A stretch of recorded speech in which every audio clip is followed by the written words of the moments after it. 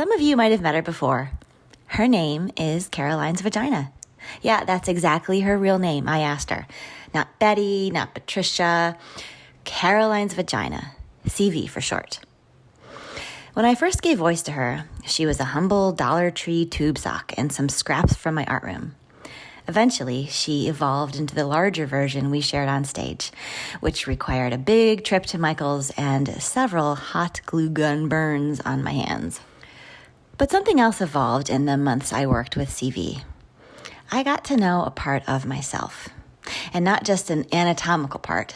It turns out CV is a bit more complex than that. When I first wrote my monologue, I decided it would be a puppet piece, not only because I was raised on Sesame Street and the Muppets, and I adored those furry little guys, but because it might add a layer of protection between a tender part of myself and an audience of hundreds.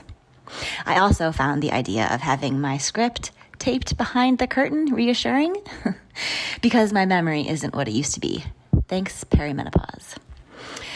CV's voice at first was raspy, as if she had smoked a pack a day for decades, and one could detect a hint of, was that like a Long Island accent? She threw down F-bombs like an expert, and while she was still funny and loving, there was a touch of cynicism about her, street smarts, and perhaps some bitterness. When I began working my monologue with Lisa, whose direction, style, and rehearsal creates a really safe space for deeper exploration and big question asking and truth seeking, I realized that CV was my femininity, my girlhood, my womanhood, my divine feminine. And she wasn't bitter at all. Sure, she's seen some shit, been through shit, but she has somehow heroically retained her hopefulness, her joy, her sweet innocence. Over time, she lost her smoker's rasp, her tough, broad accent. Turns out she doesn't even know the F word.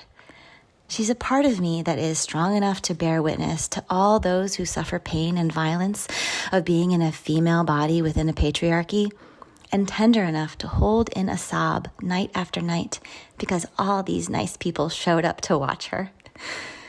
She remains in awe of me and of you.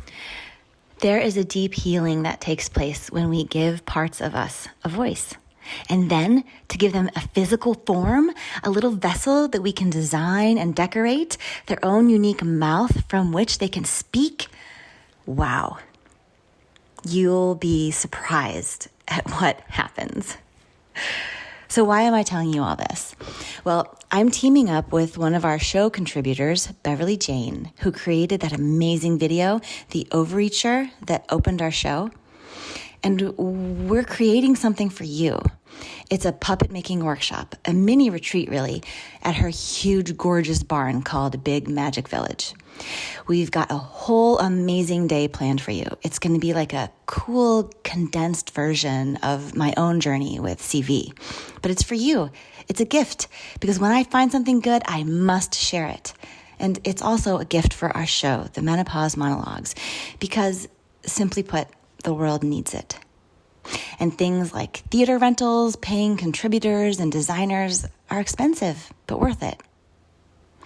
Please consider joining our mini retreat, signing up for it. It's January 12th from 1 to 5:30, led by Beverly Jane and myself. And both of us are experienced healing workshop facilitators, but we also lean towards fun, play, and silliness. You can sign up on her website, bigmagicvillage.com. Price points are flexible to fit your needs, but if you'd really like to come and it just doesn't fit into your budget, please reach out to us for some scholarship options. Thanks for watching. We love you. We really, really do.